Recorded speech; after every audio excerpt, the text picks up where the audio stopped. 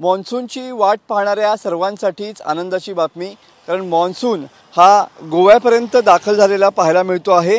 शनिवारपर्यंत हा मान्सून रत्नागिरीत दाखल होईल असा अंदाज वर्तवण्यात आलेला आहे। मान्सून सक्रिय होण्यासाठी अरबी समुद्रात पोषक वातावरण आहे, तर कोकणात उद्यापर्यंत मान्सून येण्याची शक्यता हवामान खात्याने वर्तवलेली पाहायला मिळते आहे।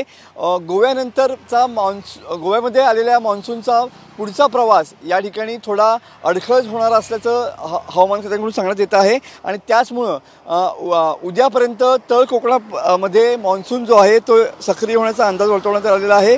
कोकणासाठी आज हवामान खात्यानं येलो अलर्ट या ठिकाणी जारी केलेला आहे। अरबी समुद्र किनारपट्टी भागात काळ्या ढगांची गर्दी या ठिकाणी पाहायला मिळते आहे। रत्नागिरीच्या किनारपट्टीवरती ऊन आणि सावलीचा खेळ या ठिकाणी सुरू आहे। कधी मोठ्या प्रमाणामध्ये ऊन तर कधी काळ्या ढगांची दाटीवाटी अशी परिस्थिती सध्या कोकण किनारपट्टीवरती पाहायला मिळते आहे। ओएसिस फर्टिलिटीच्या तज्ञांनी आयव्हीएफ उपचार पद्धतीद्वारे 1 लाखांहून अधिक जोडप्यांना मातृत्व प्राप्तीचा आनंद दिला आहे।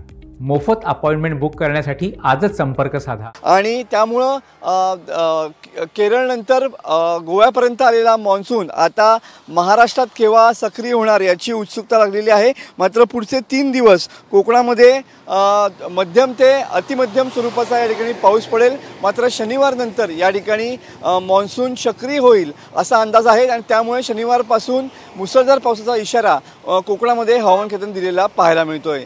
कॅमेरामन समित गजनेसह मी मनोज लेले, TV9 मराठी, रत्नागिरी।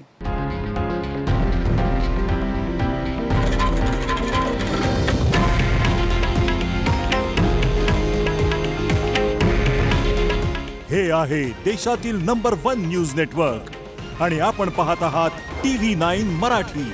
काळजी तुमची, हित महाराष्ट्राचं।